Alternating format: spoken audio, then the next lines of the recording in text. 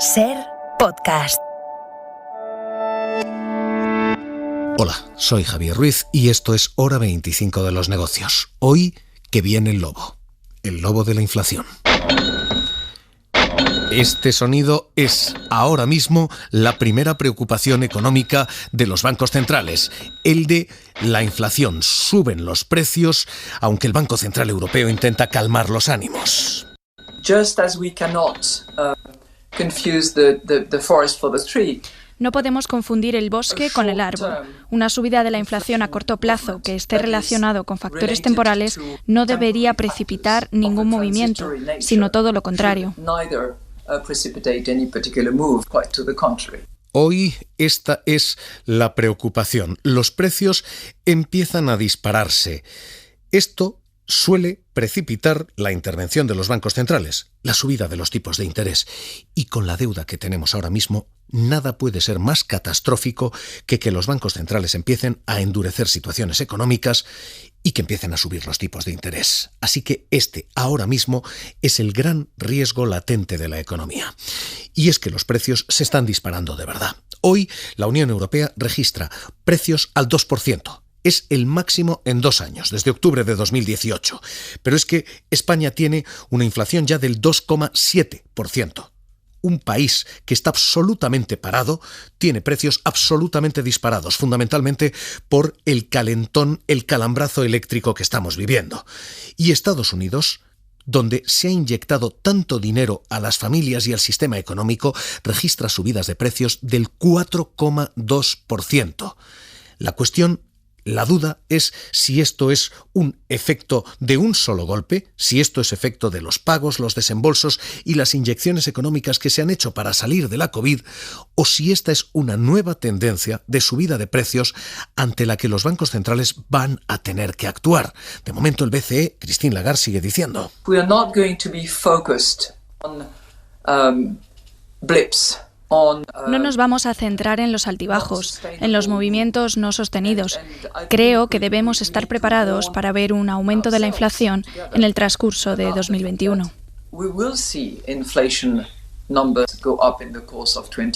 Pero ahora mismo llevamos ya 4 o 5 meses en el caso español de subidas de precios sostenidas y empezamos a tener una preocupación, y es si empieza a calentarse la economía y si, por tanto, los bancos centrales van a tener que endurecer condiciones de crédito y poner en apuros a las empresas que se han endeudado y a todos los hipotecados del país. Carlos Sevilla, ¿qué tal? Muy buenas noches. Hola, buenas noches. Porque los datos que conocemos hoy son de esto, calentón de precios. Sí, la tasa de inflación en la zona euro subió del 1,6% interanual en abril al 2% en mayo, dejando así la mayor subida de los precios en la región desde octubre de 2018. Un incremento que, según Eurostat, se debe al encarecimiento de los precios de la energía, que se dispararon un 13%, 3 puntos más de lo que subieron en el mes anterior. Eso sí, si excluimos los precios más volátiles, los de la energía, los alimentos, el alcohol y el tabaco, vemos que la inflación subyacente, que nos puede dar la medida de si la inflación se mantendrá a largo plazo, aumentó menos que la cifra general, un 0,9%. El hecho de que la tasa de inflación haya alcanzado el 2% es importante porque supera el umbral que obliga a intervenir al Banco Central Europeo, cuyo mandato dice que debe actuar para mantener los precios por debajo de o en el entorno del 2%. Y esto complica la reunión que el organismo celebrará la semana que viene para decidir si mantiene o no su política monetaria ultralaxa y su ritmo de compra de bonos. Un cambio en esa política monetaria puede poner en apuros a economías que todavía intentan recuperarse. La subida de la inflación en la zona euro, Javier, coincide, como decías, con un aumento de los precios al consumo en Estados Unidos, que en abril se situó en el 4,2%. Es el mayor incremento en ese mes desde 2008. ¿Qué les estamos contando? Hoy les estamos contando que hay ya una subida de precios y nos estamos preguntando si esto es el que viene el lobo. Esa subida de precios es el gran temor económico porque con ella están obligados a actuar los bancos centrales. Si esta subida de precios es de verdad, el Banco Central Europeo va a tener que subir los tipos de interés. Entiendan ustedes en casa, van a tener que subirle a usted la hipoteca. Entiendan ustedes en su empresa, van a tener ustedes que pagar más impuestos en un momento, más intereses en un momento en el que la recuperación está apenas naciendo. Y Y además, si el Banco Central empieza a endurecer condiciones, países como España, que todavía están tirando de barra de crédito, van a tener muchos problemas para seguir recibiendo esa financiación.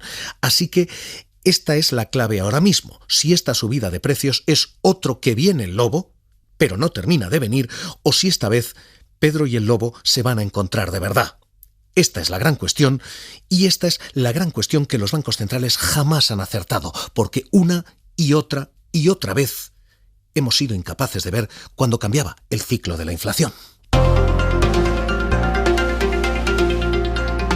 Ha ocurrido desde los años 60. En aquellos momentos, 1967, la Reserva Federal proclamaba estabilidad de precios. En aquel mismo momento empezaban los 14 años de mayor subida de precios que nadie vio. Eran momentos que en España sonaban así.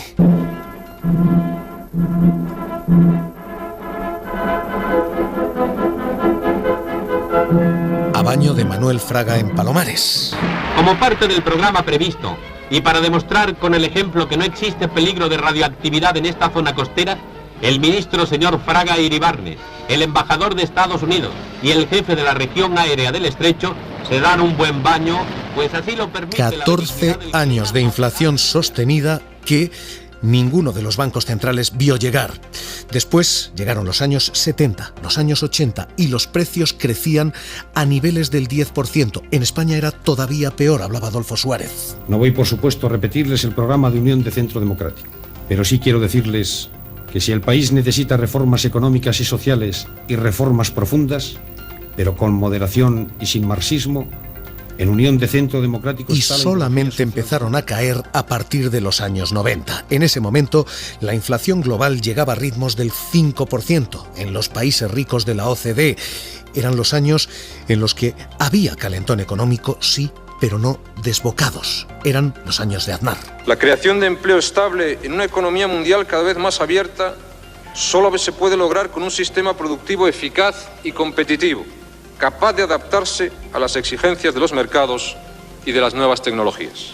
Hasta llegar al control de precios de los años 2000 y de los años 2010, en los que las tasas de inflación quedaban en el 3-2%, es decir, bajo los umbrales que marcan los bancos centrales, tanto de la Reserva Federal como el Banco Central Europeo. Fueron los años de Zapatero. Dar su confianza no solo para formar un gobierno y presidirlo, sino para impulsar una clara idea de España. Y de Rajoy. Uno de los principales riesgos que se perciben de la economía española es la deuda privada que se canaliza a través del sistema bancario. El objetivo de la reestructuración del sistema Cada cambio de ciclo en los precios ha sido inesperado y esta ahora mismo es la cuestión. ¿Empieza un cambio de ciclo o esto es un calentón de precios puntual?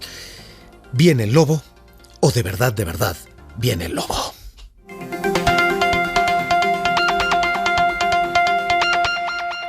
Javier Jiménez Díaz, profesor de Economía en el IES Business School. ¿Qué tal? Muy buenas noches. Hola, buenas noches. ¿Se acaba la política acomodaticia? ¿Viene el lobo de la inflación de verdad? ¿O esto es solo un espejismo fruto de las medidas de impulso para salir del COVID? Y yo hoy por hoy todavía, y apuntemos la fecha, 1 de junio de 2021, creo que no, creo que más bien se trata de lo segundo. O sea, lo que no ha ocurrido nunca es que no hemos parado la economía mundial 3 meses y luego la hemos arrancado. Ese experimento no tiene precedentes no sé si en la historia de la humanidad, pero en la historia reciente de la humanidad desde que tenemos datos económicos homogéneos. Entonces, ahora mismo una parte de la inflación que recogen los indicadores, que recoge el IPC, incluso la inflación general, pero también la inflación subyacente que habéis comentado, se debe a que simplemente el petróleo hace un año estaba a $40 con el parón de la economía y ahora está a $20, 25 y ahora está a 70.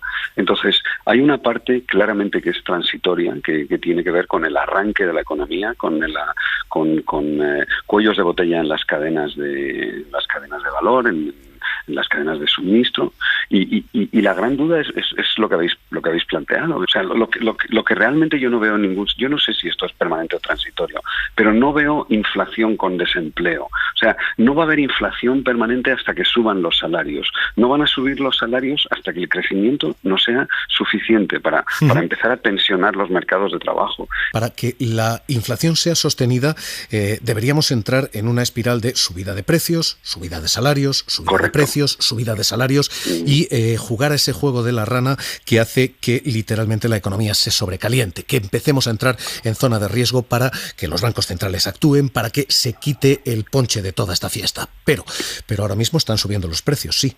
Los salarios no, los salarios están bajando. Esto es a corto plazo un empobrecimiento de trabajadores, a largo plazo algo que garantiza cierta estabilidad económica. Sí, a las dos.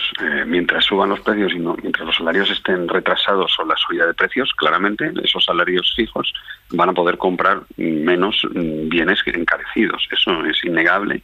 La duda es cuánto va a durar este efecto, ¿no? Este efecto que, insisto, que mucho tiene que ver con tasas interanuales, porque estamos comparando una economía confinada, global confinada, con una economía que está en las puertas de lo que creemos, esperamos y confiamos que sea una apertura generalizada. Entonces, o sea, el mensaje principal es: no todo puede ser malo. O sea, de verdad, no puede haber inflación entendida como una subida permanente de los precios en niveles del 2, del 3, del 4, del 5, que cambien las expectativas de inflación si no hay subida de salarios. Y si hay subida de salarios, realmente la inflación no nos importa tanto, porque si los precios están subiendo al 4 y los salarios están subiendo al 4 o al 5, pues la pérdida de poder adquisitivo de los trabajadores, otra cosa son las pensiones, otra cosa son las rentas fijas, de los trabajadores no se va a producir.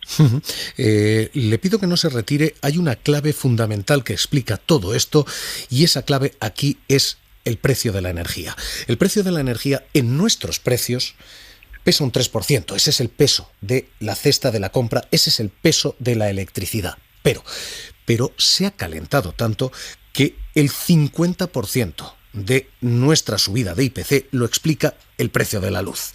En España ha subido un 44% en los últimos 12 meses. La luz está absolutamente disparada. Hoy el Ejecutivo dice la rebajará en torno al 15% a lo largo de 5 años. Insisto, ha subido un 44%. Pero hoy Teresa Rivera decía: ¿cuál es el impacto acumulado de estos dos proyectos de ley una vez estén plenamente efectivas las medidas que incorporan? Pues nuestra estimación es que supondrá una reducción del 15% de la factura en los consumidores domésticos e industriales. Hay, además, la misma lectura a nivel europeo. En la Unión Europea, el precio de la energía ha subido un 13,1%, mucho menos que en España, pero mucho más de lo que la competitividad europea puede soportar. Así que hoy el Ejecutivo anuncia un nuevo sistema por el que las empresas energéticas que están cobrando derechos de CO2, que no debieran estar ingresando, empresas a las que se paga, siendo eólicas, siendo hidráulicas, esas empresas van a tener que devolver el dinero al Estado, tal y como les adelantó la SER el pasado viernes. Van a ser en torno a 1.000 millones de euros. Eladio Meizoso, ¿qué tal? Muy buenas noches. Buenas noches. Con el anteproyecto de ley del dividendo de carbono, el Gobierno quiere ingresar el 90% de lo que ingresan las centrales que no emiten CO2 por el sobreprecio de la luz vinculado a esas emisiones. Unos 1.000 millones de euros al año, calcula. Un 90% iría a pagar costes del Recore, las renovables, cogeneración y generación con residuos, y el recibo doméstico puede bajar un 4%, dice. El otro 10% de lo recaudado se destinaría a ayudas a los consumidores eléctricos más vulnerables para que no se les corte el suministro. La vicepresidenta Teresa Rivera dice que las centrales afectadas seguirán siendo rentables y que no tendría por qué haber litigios. Se trata de un sobrebeneficio que se descuenta en plantas antiguas, amortizadas largamente, con unos costes operativos muy bajos y, por tanto, con una rentabilidad elevadísima, incluso después de la minoración del CO2. Hoy también se ha aprobado la creación del fondo para que esos costes del Recore sean financiados también por otros sectores energéticos como el petróleo y el gas natural, pero será de forma progresiva y no se completará su efecto hasta 5 años después de su publicación en el BOE. En castellano, quienes crean que hoy estamos hablando de cuestiones lejanas, inflación, estamos hablando de esto, la factura de la luz. Y volvemos a plantear la misma pregunta. Se disparan los precios de la energía, pero no se disparan los salarios. Javier Díaz Jiménez y ese Business School, lo que estamos diciendo es, de aquí a que toda esta reforma del sistema eléctrico entre en vigor, lo que tenemos es un empobrecimiento de los españoles básicamente por la factura energética?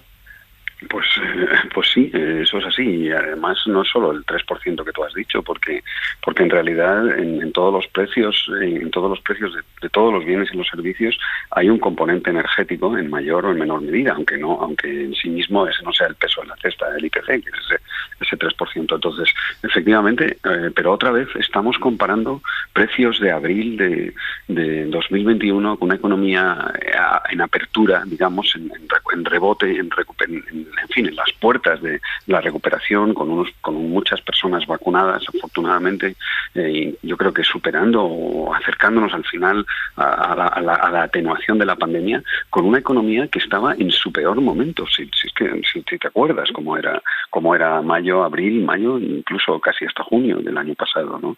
Entonces, ahí también importa mucho saber si va a ser permanente o va a ser transitorio.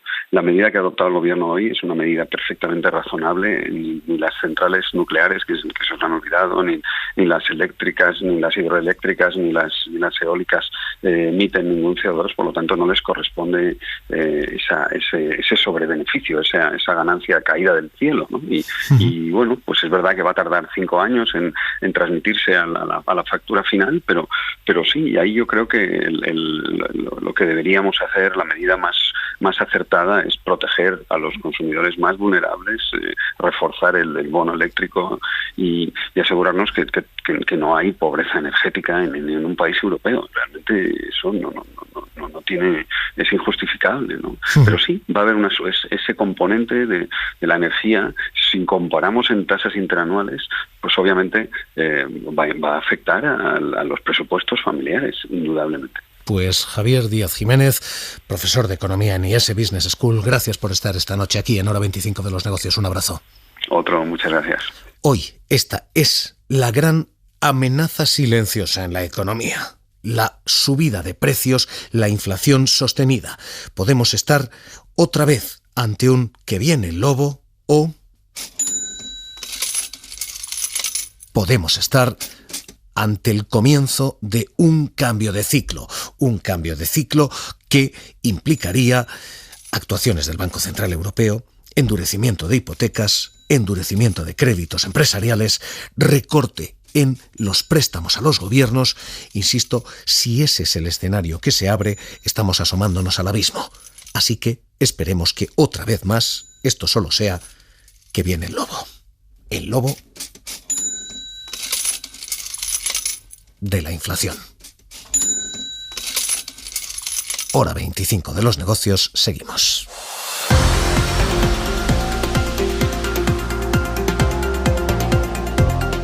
Suscríbete a Hora 25 de los negocios. Todos los episodios y contenidos adicionales en la app de Cadena Ser y en nuestros canales de Apple Podcast, Spotify, iVoox, Google Podcast y YouTube. Escúchanos en directo en la Ser de lunes a viernes a las 9:30 de la noche.